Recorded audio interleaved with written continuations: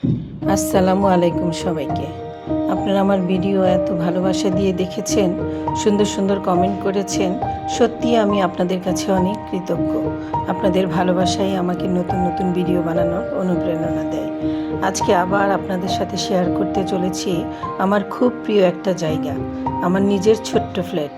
এই বাসাটা শুধু থাকার জায়গা নয়, এটা আমার অনুভূতি, আমার ভালোবাসা আর আমার মনের শান্তির জায়গা। আসলে আমি একটু গোছানো স্বভাবের মানুষ।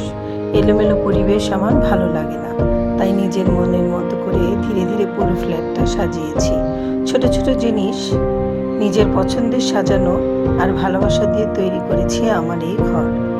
এই যে আমার ড্রয়িং রুম, এখানে বসলে আমার মনটা শান্ত হয়ে যায়। প্রতিটা ডেকোরেশন আমি নিজের পছন্দে করেছি। গাছপালা আমার খুব প্রিয়, তাই আমি গাছের যত্ন করি খুব ভালোবাসা দিয়ে। সবুজ গাছগুলো যেন ঘরের ভেতর একটা আলাদা প্রাণ এনে দেয়। পরিবারের সবাই একসাথে বসে খাওয়ার মুহূর্তগুলো আমার কাছে খুব স্পেশাল, তাই ডাইনিং স্পেসটাও আমি খুব যত্ন করে সাজিয়েছি, যেন এখানে বসলে একটা উষ্ণ অনুভূতি পাওয়া যায়।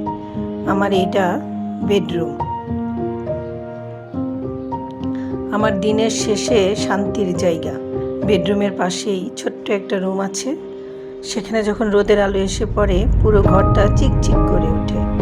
সেই সকালের আলো আমার মনটা ভরে দেয়, সারাদিন ভালো লাগার অনুভূতি এনে দেয়। সত্যি বলতে কি, আমার ভালো লাগা, আমার শান্তি সব কিছুই যেন এই বাসার মধ্যে লুকিয়ে আছে। নিজের হাতে সাজানো ঘর মানুষকে আলাদা একটা সুখ এনে দেয়। আপনাদেরও যদি আমার এই ছোট্ট ঘরটা ভালো লেগে থাকে, তাহলে অবশ্যই কমেন্ট করে জানাবেন। ভিডিওটি ভালো লাগলে লাইক করবেন, আর এমন আরও লাইফস্টাইল ও হোম ডেকোর ভিডিও দেখতে আমার চ্যানেলটি সাবস্ক্রাইব করতে ভুলবেন না। সবাই আমার জন্য দোয়া করবেন। আপনাদের ভালোবাসাই আমার সবচেয়ে বড় শক্তি। আল্লাহ হাফেজ। সবাই ভালো থাকেন।